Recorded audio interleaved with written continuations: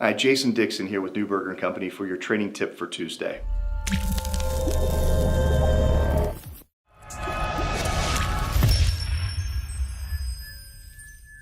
One of the things that we ask a lot of in our training sessions or in our workshops or seminars that we're doing is what defines trust building? How do we build trust really quickly with people? And one of the most common answers that we get back is people doing what they say they're going to do. It's the fastest way to make sure that we're developing trust. If that's the most common thing that we hear for developing trust, then I have to assume that that sometimes creates a problem for breaking down trust.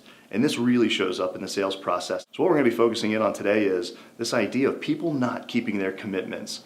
And if we take the onus on that problem on ourselves and not just blame it on our prospect, we might find that we could take some steps. There are some things that we could do to help mitigate that risk. For example, if at some point during your sales process it has to pause for all of the right reasons, maybe you have to go away and build a proposal or put the presentation together, or they have to go away and gather some more information or bring in different divisions or different parts of the team to get together. So you have to part ways at this point. Typically at that stage, we are hoping that they're going to do what they say they're going to do. They hope that we do what we say we're going to do. And unfortunately, when we get back together, if we don't have all of those commitments on lock, somebody's going to get disappointed. So in order to not get disappointed here, and those moments when we have to part ways and we're sharing commitments back and forth, let's make sure from the sales side that we're checking in on what those commitments are that our prospect is going to make. So for example, if they have to go away and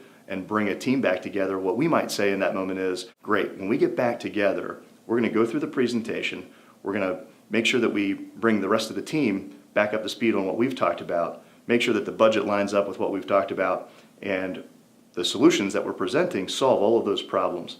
At the end of that, what happens, Mr. or Mrs. Prospect? And we get them to discuss that with us at that moment, and gives us a chance to make sure that we're checking in on what those commitments are so that when we get back together, we're not disappointed. Inspect what you expect. If there are expectations that you have leaving that conversation when you get back together, make sure you're really focusing in on what those things are, checking in on that with your prospect or your client in some cases, and making sure that you both agree on what those commitments are. That way nobody's disappointed at the end of that process. So if this, or if there's anything else that we can help with in your sales process, feel free to reach out to me or any of the other consultants here at Newberger & Company. Thanks.